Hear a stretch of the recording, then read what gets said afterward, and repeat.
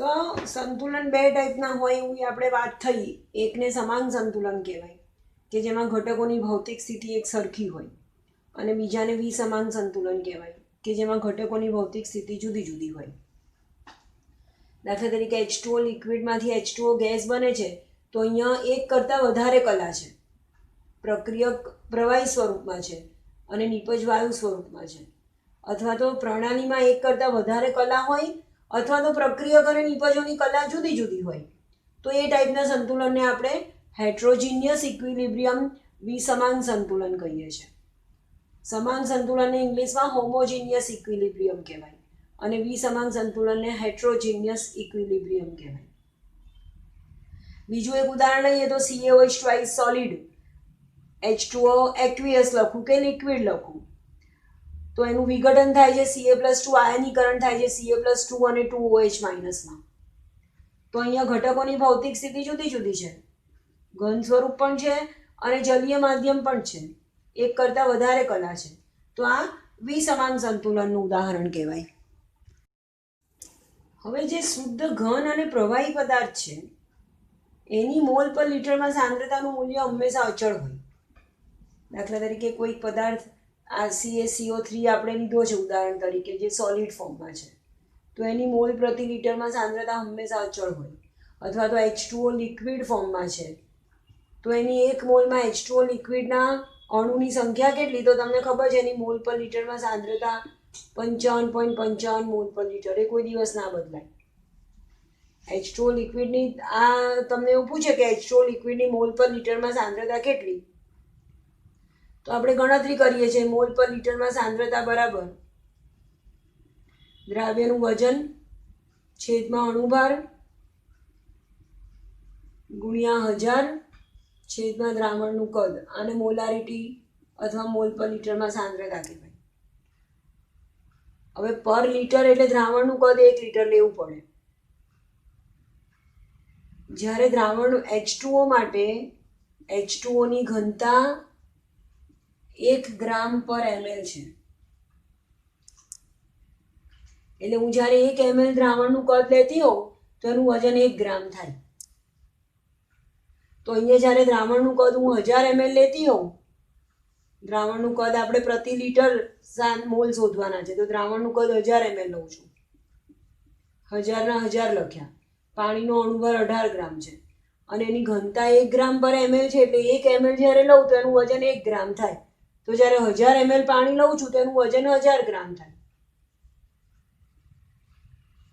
તો 1000 ભાગ્યા 18 કરશો તમે તો 55.55 આવશે. તો આ 55.55 મોલ પર લીટર સાંદ્રતા શું આવ્યું? પાણીની સાંદ્રતા આવી, H2O લિક્વિડની. અને કેવી આવી? અચળ આવી. તમે ગમે ત્યારે H2O લિક્વિડની મોલ પર લીટરમાં સાંદ્રતા કેટલી, તો એ 55.55 મોલ પર લીટર જ આવે. એવી જ રીતે કોઈ પણ ઘન પદાર્થની સાંદ્રતાનું મૂલ્ય પણ હંમેશા કેવું હોય? અચળ હોય. શુદ્ધ ઘન અને શુદ્ધ પ્રવાહી પદાર્થની સાંદ્રતા હંમેશા અચળ હોય. શુદ્ધ ઘન અને પ્રવાહીની મોલ પર લીટરમાં સાંદ્રતાનું મૂલ્ય હંમેશા અચળ હોય, એ બદલાય ના.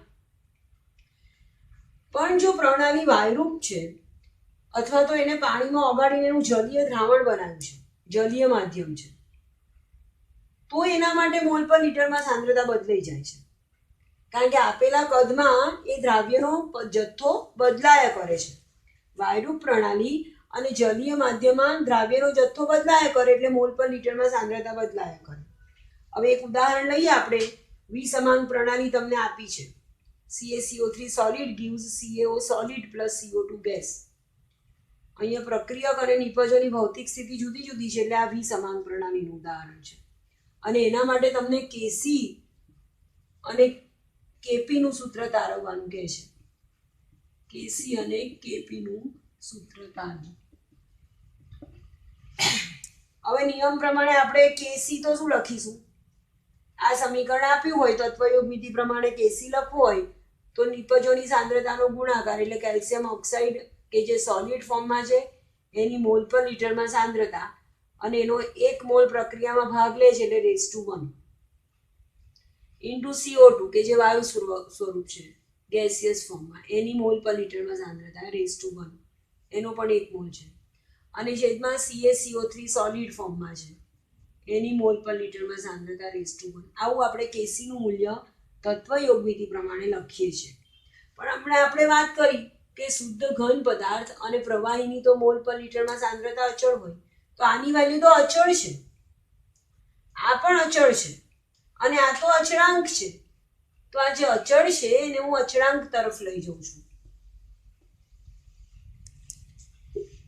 કેસી ઇન્ટુ મોલ પર લીટરમાં સાંદ્રતા CaCO3 સોલિડની છેદમાં મોલ પર લીટરમાં સાંદ્રતા CaO સોલિડની ઇઝ ઇક્વલ ટુ CO2 ગેસની મોલ પર લીટરમાં સાંદ્રતા. તો આ મને એક નવો અચળાંક મળે છે. આ આખી વેલ્યુ પણ અચળ જ વેલ્યુ છે. મતલબ હું ખરેખર આ સમીકરણ માટે મારે જ્યારે કેસી લખવું હોય તો હું લખીશ ખાલી CO2 ની મોલ પર લીટરમાં સાંદ્રતા, બસ આ જ લખીશ કેસી. કારણ કે આ તો બે ઓલરેડી અચળ છે.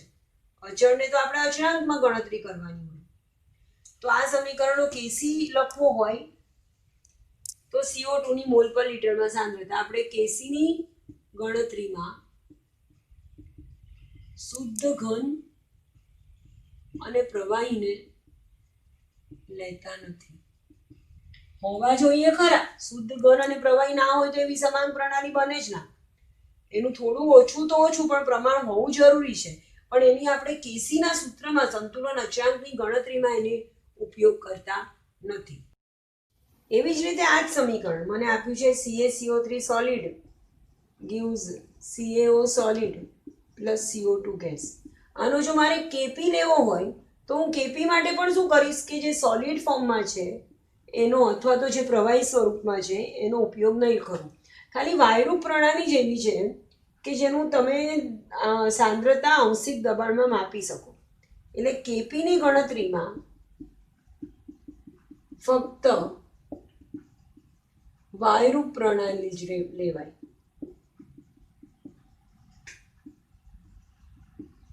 કે જેની સાંદ્રતા તમે આંશિક દબાણમાં માપી શકો.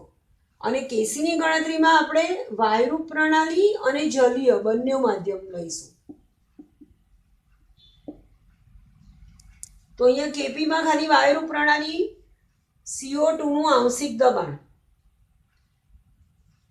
પાર્શિયલ પ્રેશર ઓફ CO2 આને એનો કેપી કહેવાય. આનો કેસી એટલે મોલ પર લીટરમાં સાંદ્રતા CO2 ની અને કેપી એટલે CO2 ની સાંદ્રતા આંશિક દબાણમાં.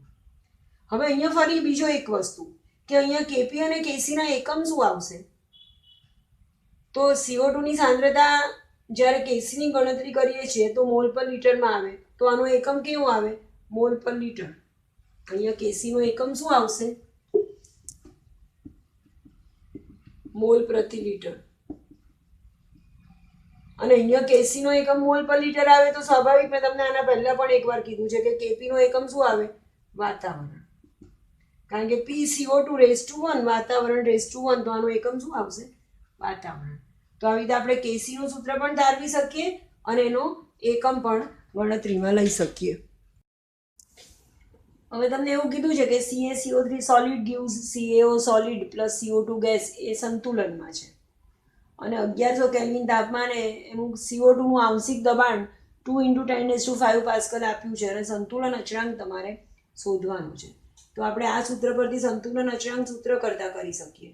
કેપી બરાબર સોલિડને ગણતરીમાં નથી લેતા તો ખાલી CO2 બચ્યો, તો કેપી બરાબર PCO2, CO2 નું આંશિક દબાણ.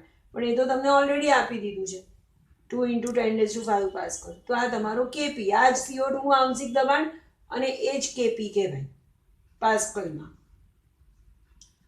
દાખલા તરીકે તમને બીજું એક સમીકરણ આપ્યું છે કે nickel solid plus 4CO gas gives NiCO4 gas અને એનો કેસી નું સૂત્ર તારવવાનું છે. તો જે સોલિડ ફોર્મમાં છે એને આપણે ગણતરીમાં નહીં લેવાનું. તો કેસી બરાબર NiCO4 ની સાંદ્રતા છેદમાં CO ની સાંદ્રતા ⁻4, કારણ કે એના 4 મોલ તત્વયોગમિતિ પ્રમાણે પ્રક્રિયામાં ભાગ લે છે. આ એના કેસીનું સૂત્ર થયું. અને કેસીનો એકમ તો આ મોલ પર લીટર અને છેદમાં મોલ પર લીટર ⁻4, તો મોલ પર લીટર ⁻3 એ કેસીનો એકમ કહેવાય. હવે આનો જ કેપી તારવવાનો હોય તો કેપી શું લખીશ? કેપી બરાબર NiCO4 કે જે વાયુ સ્વરૂપમાં છે એનું આંશિક દબાણ છેદમાં CO કે જે વાયુ સ્વરૂપમાં છે એના આંશિક દબાણ ⁴ આ એના કેપીનો એકમ, કેપીનું સૂત્ર થયું. અને કેપીનો એકમ શું થાય? ઉપર વાતાવરણ અને છેદમાં વાતાવરણ ⁴ તો અહીંયા કેપીનો એકમ આવશે વાતાવરણ ⁴ એટલે -3. બીજું એક ઉદાહરણ આપ્યું છે Ag2O solid plus 2HNO3 aqueous gives 2AgNO3 aqueous plus H2O. આ સોલિડ છે એને ગણતરીમાં નહીં લઈએ, આ લિક્વિડ છે એને ગણતરીમાં નહીં લઈએ, તો Kc બરાબર AgNO3 અને છેદમાં HNO3 Kc માટે એકમ આનો કશું નહીં આવે કારણ કે મોલ પર લિટરનો સ્ક્વેર છેદમાં મોલ પર લિટરનો સ્ક્વેર ઉડી જશે, આનો એકમ નહીં આવે. અને સપોઝ આના માટે કેપી ને સૂત્ર કરતા કરવું છે તો આનો કેપી ના આવે, આનો કેપી તમે શોધી ના શકો કારણ કે જે જલીય સ્વરૂપમાં છે એનું આંશિક દબાણમાં સાંદ્રતા ના શોધાય. તો આવી રીતે આપણે કેપી અને કેસી ને સૂત્ર કરતા કરી શકીએ અને એની વેલ્યુ પણ શોધી શકીએ. કોયડો 7.6 માં તમને એક સમીકરણ આપ્યું છે CO2 gas plus C solid gives 2CO gas. તાપમાન આપી દીધું છે 1000 કેલ્વિન, એ વખતે કેપી ની વેલ્યુ આપી દીધી છે. શરૂઆતમાં PCO2 ની સાંદ્રતા આંશિક દબાણમાં, વાયુરૂપ છે એટલે આંશિક દબાણમાં સાંદ્રતા માપી શકો છો, અને CO ની સાંદ્રતા આંશિક દબાણમાં શરૂઆતમાં આપી દીધી છે. અને સંતુલન આ તમારે શોધવાનું છે, સંતુલને CO નું આંશિક દબાણ અને CO2 નું આંશિક દબાણ શોધવાનું છે. હવે ગણતરી આપણે આવી રીતે કરીશું. પહેલા તો મને જે સમીકરણ આપ્યું છે હું લખી નાખું છું. હવે શરૂઆતનું દબાણ તમને આપી દીધું છે, શરૂઆતની સાંદ્રતા આંશિક દબાણમાં આપી છે એટલે શરૂઆતનું દબાણ જે આપ્યું છે લખી નાખું છું. CO2 નું 0.48 બાર, કાર્બન તો સોલિડ તો ગ્રેફાઇટ છે ઘન સ્વરૂપમાં એટલે એનું દબાણ ના હોય એટલે અહીંયા બધે હું ડેશ કરીશ. આંશિક દબાણમાં આપણે સોલિડની ગણતરી નથી કરવાની. અને કાર્બન મોનોક્સાઇડ માટે આંશિક દબાણ શરૂઆતનું તમને 0 આપી દીધું છે, એ લખી નાખ્યું. હવે જેમ જેમ પ્રક્રિયા આગળ વધશે અને સંતુલન સ્થપાતું જશે, સંતુલને તમારે સાંદ્રતા શોધવાની છે. તો સંતુલન સમયે દબાણમાં ફેરફાર શું થશે? તો તત્વયોગ નીતિ પ્રમાણે CO2 નો 1 મોલ જ્યારે પ્રક્રિયામાં ભાગ લેતો હોય તો CO ના 2 મોલ બને છે, એને તમારે ધ્યાનમાં રાખવાનું. મતલબ કે આના જ્યારે 1 મોલમાં ઘટાડો થતો હોય તો આના 2 મોલમાં વધારો થતો હોય. આનો જ્યારે 1 મોલ વપરાતો હોય તો આના 2 મોલ બનતા હોય. હવે આંશિક દબાણમાં પણ એ જ પ્રમાણે કામ ચાલવાનું કારણ કે દબાણ એ મોલના સમપ્રમાણમાં છે. દબાણ PV = nRT તમને ખબર છે કે દબાણ એ મોલના સમપ્રમાણમાં છે. તો અહીંયા જો 1 મોલ પ્રમાણે દબાણમાં x એકમનો ઘટાડો થતો હોય, આ તો કાર્બન તો સોલિડ છે એટલે એને હું ડેશ જ લખીશ બધે, તો અહીંયા 2 મોલ પ્રમાણે દબાણમાં 2 × x એકમ જેટલો વધારો થાય. પ્રક્રિયક હંમેશા વપરાય અને નિપજ હંમેશા બને. પ્રક્રિયકના દબાણમાં હંમેશા ઘટાડો થાય અને નિપજના દબાણમાં હંમેશા વધારો થાય. તો અહીંયા કેટલો ઘટાડો થયો? 1 લખ્યો છે 1 પ્રમાણે x એકમ જેટલો, અને અહીંયા કેટલો વધારો થયો? 2 પ્રમાણે 2x એકમ જેટલો.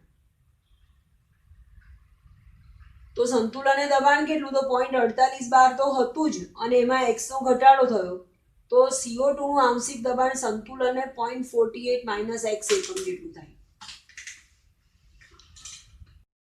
હવે પ્રક્રિયાનો કેપી ને સૂત્ર કરતા કરવું તો કેપી બરાબર નિપજોની સાંદ્રતાનો ગુણાકાર છેદમાં પ્રક્રિયકોની સાંદ્રતાનો ગુણાકાર, અને એમાં આપણે સોલિડને ગણતરીમાં નહીં લેવાનો. તો CO ગેસની આંશિક દબાણનો સ્ક્વેર P²CO, P એ પાર્શિયલ પ્રેશર છે સ્મોલ p, અને છેદમાં CO2 નું આંશિક દબાણ PCO2. કેપી તમને આપી દીધો છે 3, એ મૂકી દીધો. CO ની સંતુલને સાંદ્રતા કેટલી છે? તો CO ની સંતુલને સાંદ્રતા 2x છે, 2x મૂકી એનો સ્ક્વેર કર્યો. અને CO2 ની સંતુલને સાંદ્રતા કેટલી છે? 0.48 - x, 0.48 - x મૂક્યું અને ⁻1 છે. હવે આ સમીકરણને આપણે છોડવાનું, દ્વિઘાત સમીકરણ પ્રમાણે તમે સમીકરણ છોડો એટલે તમને એક સમીકરણ મળશે છેલ્લું 4x² + 3x - 1.44 = 0. આ સમીકરણને છોડશો તમે ગુણાકાર કરીને તો છેલ્લું એક આવું સમીકરણ મળશે. એટલે તમને a, b અને c ની વેલ્યુ મળી ગઈ. અને x બરાબર -b ±√b² - 4ac / 2a માં a, b, c ની કિંમત મૂકી દેશો તો તમને x ની બે વેલ્યુ મળશે.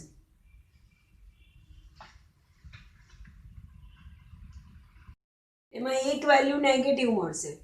હવે જે દબાણમાં ઘટાડો થાય છે x તો શું છે દબાણમાં ઘટાડો, એ નેગેટિવ તો હોઈ ના શકે એટલે નેગેટિવ વેલ્યુ આપણે નિગ્લેક્ટ કરીએ છીએ. બીજી x ની વેલ્યુ આપણને મળશે 0.33, એને આપણે કન્સિડર કરીએ છીએ. તો x બરાબર 0.33 લઈ લઈએ છીએ.